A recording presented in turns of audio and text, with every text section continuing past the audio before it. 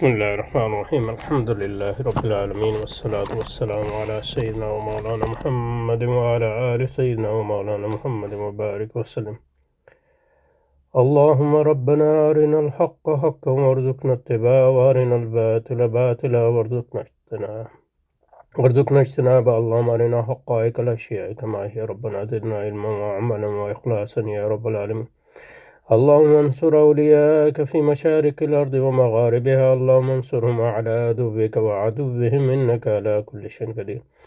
اللهم فرج عنا وعن إخواننا في مشارق الأرض ومغاربها. اللهم نفس كربنا وكربهم وثبت أقدامنا وأقدامهم والطف بنا وبهم يا رب العالمين يا أرحم الراحمين. اللهم احفظ دولة الإسلام في إيران. اللهم احفظ دولة الإسلام في أفغانستان وفي اليمن. اللهم انصر. اللهم ربنا لا تزغ قلوبنا بعد إذ هديتنا وهب لنا من لدنك رحمة إنك أنت الوهاب. سبحان ربك رب العزة عما يصفون وسلام على المرسلين والحمد لله رب العالمين برحمتك يا أرحم الراحمين. آمين آمين يا رب العالمين. Okay, pressing on to other, we have been doing quite a bit on space and time in the previous pages, and we had a bit of a gap, so I don't really remember what we have been talking about in any detail. So, but we will just press on, like he's saying, passing now to other level of experience. And if we have to go back at some point, we'll go back. So, passing on to other level of experience, life and consciousness. And he starts with consciousness. And these are two important concepts in Iqbal, even in his poetry, life and consciousness. He starts with a heavy sentence.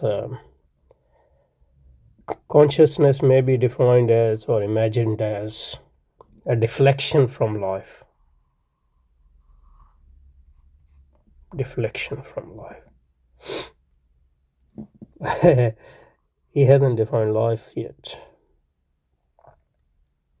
Its function is to provide luminous point in order to enlighten and forward rush of life.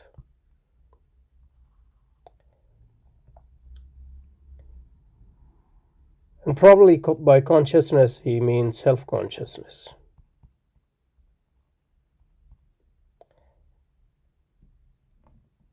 And one of the function of consciousness or self-consciousness, to be precise, is to create a distance between the self and the object of consciousness. And probably that's what he is talking about when he's talking about consciousness may be imagined as a deflection from life. So consciousness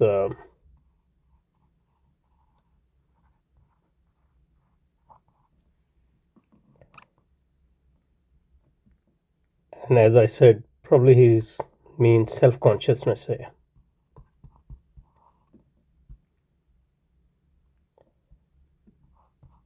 So as we can differentiate between awareness or something, self-awareness.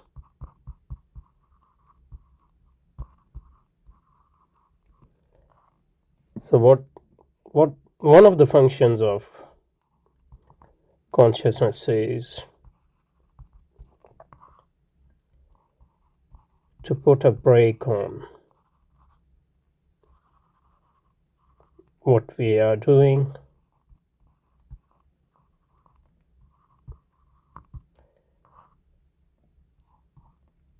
so I'm eating food, I'm eating my lunch, for example. Obviously, at some level, I'm aware of what I'm doing.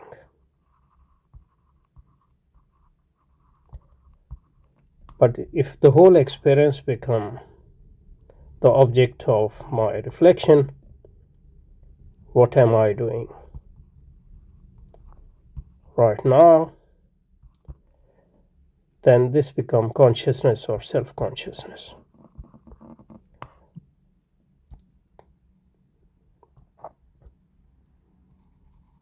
The whole experience itself becomes the object of a higher level experience. And it can lead to various things, but one of the things which it can lead to is to slow down what I'm doing, put a brake on what I'm doing, create a distance between my thoughts and awareness and what I'm doing. And that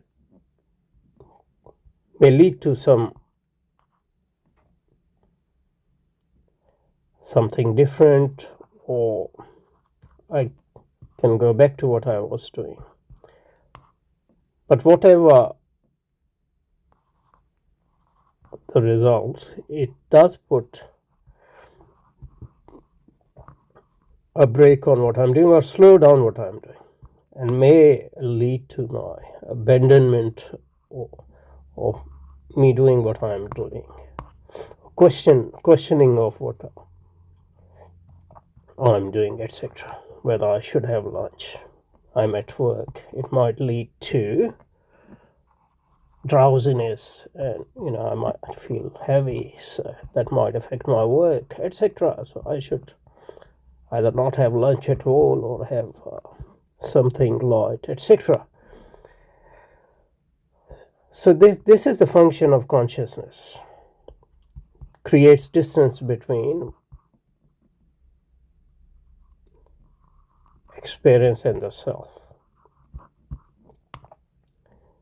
And it can lead to several things: questioning, slowing down. So if life is a flow, as Iqbal would say, it actually slows down that flow. And that can be good or bad depending on the context. But generally, self-consciousness or consciousness is one of the things which differentiates us from other animals. It's a power, it doesn't have a value in itself, but it can lead to self-awareness. It can lead to questioning. It can lead to imagining something different, etc. It can lead to something good or bad.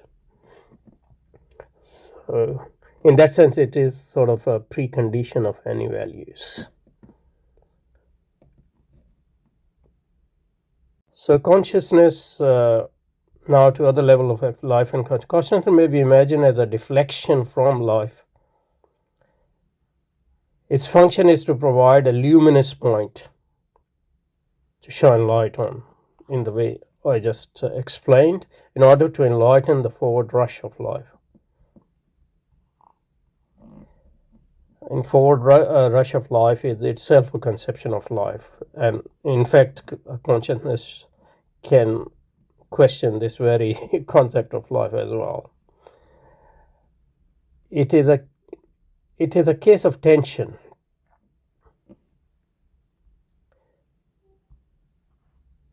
A state of self-concentration by means of which life manages to, not life, obviously is being Hegelian of a sort here, but self.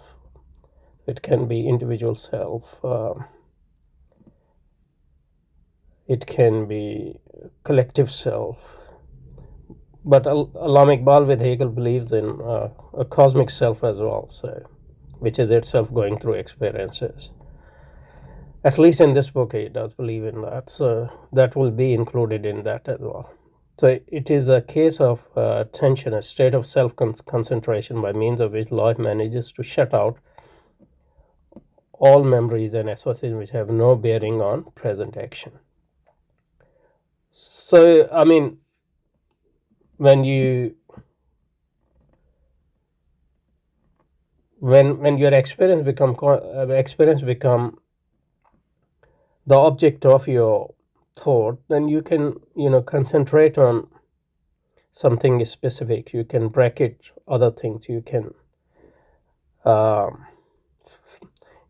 can subtract and add what needs to be the object of your consciousness. So concentration is an important aspect, I think, and its overall name is abstraction, because in abstraction, so consciousness, so you focus on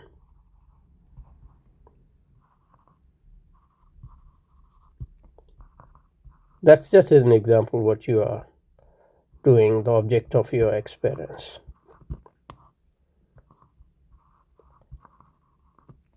So maybe before that your awareness was implicit. Now it has become explicit, but not everything has become explicit. Consciousness one of the function of self-consciousness is concentration.